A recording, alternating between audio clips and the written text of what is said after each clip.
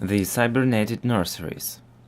Scott sees that the nurseries of young children in the 21st century are scaled down in size so that the children have no feeling of being small and inferior.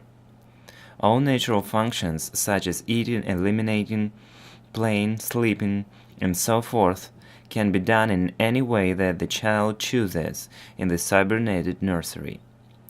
Living areas are engineered in such a way that the children cannot hurt each other prior to the time that they develop their feeling of empathy for all living things.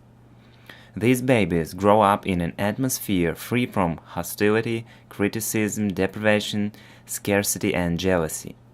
They are thus able to develop positive feelings of cooperation and comradeship for all other human beings that were impossible for individuals who lived in previous centuries. Food is eaten when desired. There is no pattern of breakfast, lunch, and dinner, such as was common in previous centuries. This 3 times a day eating habit was probably designed for the convenience of cooks more than the needs of individuals. Scientific research has shown that the human body operates best when it snacks on nutritious foods at frequent intervals. The eating of 3 large meals results in biochemical reactions that are not consistent with the highest level of health.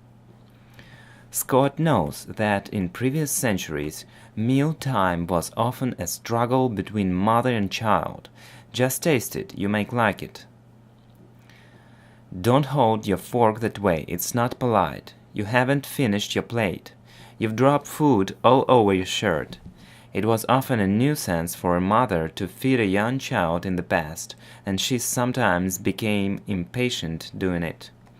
Even an infant senses feelings of impatience and hostility, and thus the seeds of insecurity and fear were planted in his personality.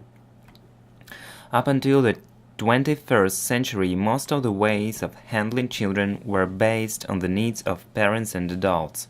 For example, when men and women experimented to find a better way to feed a 20-month-old child, they found that the child enjoyed putting bite-sized nuggets in its mouth and sucking food from the nipple-like spouts. The children at this age level also enjoyed pressing a pad which would release small wafers with an accompanying musical tone. Feeding systems were set up that enabled the children to eat whenever they wished. The children usually were noisily exuberant, but there were no adults to be annoyed, and there was no mess to be cleaned up by wary, hurried mothers. The cybernated cleaning mechanisms were on the job. Eating was always fun. In the past, bathing young children was sometimes a nuisance and irritation to both mother and child. Men and women of the 21st century asked themselves, how do you set up a bathing situation so that young children are automatically attracted to it? They didn't want adults to have to browbeat the youngsters to tell them it was time to get their bath. They wanted to bathing situation to fit in with the needs and interests of the child as felt by the child. They wanted the child to clean himself and get a bath simply because he wanted to. But how do you make an 18-month-old child want to take a bath? They found that they had to make bathing pleasant.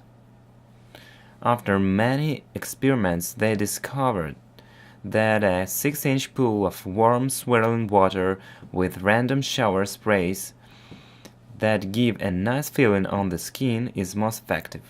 Scott laughs as he watches the children enjoying the cybernated bath. A screen in the bottom of the pool automatically comes up if a child's head goes underwater. When the child gets tired of playing in the water, he can either dry naturally in the warm air or lie down on a rocking towel couch that rolls him over and over. Sometimes children lie in these rocking towel couches just because they enjoy them, whether they need drying or not.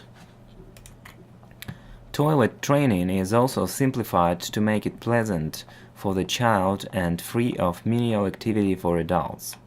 A young toddler can urinate and defecate at any time or place in his specially designed environment. The cybernators watching over the children immediately sense wetness, and an automatic rowing cleaning mechanism cleans up the floor and child.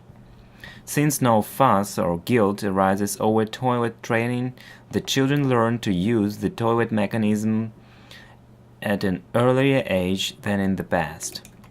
An amazing discovery has been made in these cybernated nurseries.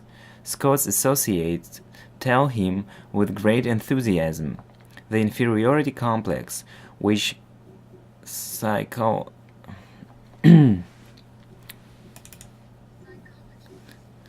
An amazing discovery has been made in these cybernated nurseries. Scott's associate tells him with great enthusiasm. The inferiority complex, which psychologists and psychiatrists had regarded as basic part of human personality, doesn't develop. We don't destroy their feeling of worth during their defenseless childhood.